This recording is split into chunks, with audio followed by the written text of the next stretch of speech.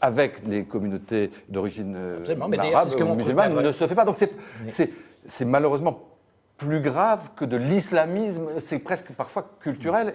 Et pour les Français juifs, c'est ça aujourd'hui la vraie souffrance, et sans doute la vraie cause de départ, beaucoup plus que les Gilets jaunes, et même que l'islamisme en tant que terrorisme. En tout cas, un phénomène de radicalisation. Mais là où Olivier Duhamel a parfaitement raison, c'est vrai que, et vous avez aussi totalement raison, c'est vrai que je crois que c'est ce contexte général, j'aime pas du tout l'expression de libération de la parole, qui est une expression terrifiante.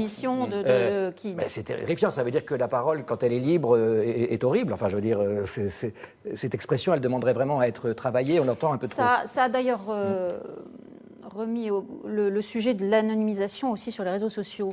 Absolument, c'est beaucoup plus ce genre de phénomène. Et là, franchement, je crois qu'on est tous d'accord, et là, je crois même être d'accord avec Alexis Corbière.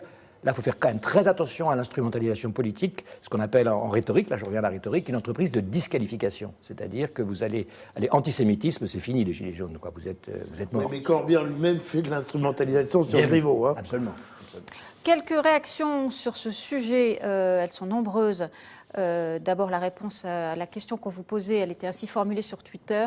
Des Gilets jaunes nourrissent-ils l'antisémitisme? Vous êtes 61% à dire que non. Alors, coach nous répond antisémitisme à mettre en lien avec la recrudescence des saccages dans les églises chrétiennes. Vous en avez fait allusion tous les deux. Effectivement, et le Figaro, on en parle ce matin. Claude nous dit, c'est évident, l'extrême droite est très présente, notamment dans les manifs sur Lyon, par exemple. Elle était dominante jusqu'à samedi. Et quand l'ultra-gauche arrive, nous assistons à des combats de rue très violents. Sur le Figaro.fr, Brunito nous dit « Il me semble que les études du nombre d'actes antisémites par mois montrent que l'augmentation n'est pas liée aux gilets jaunes. » Vous disiez, Olivier Duhamel, que les derniers mois de 2018 montrent une plus nette augmentation dans les derniers mois de l'année.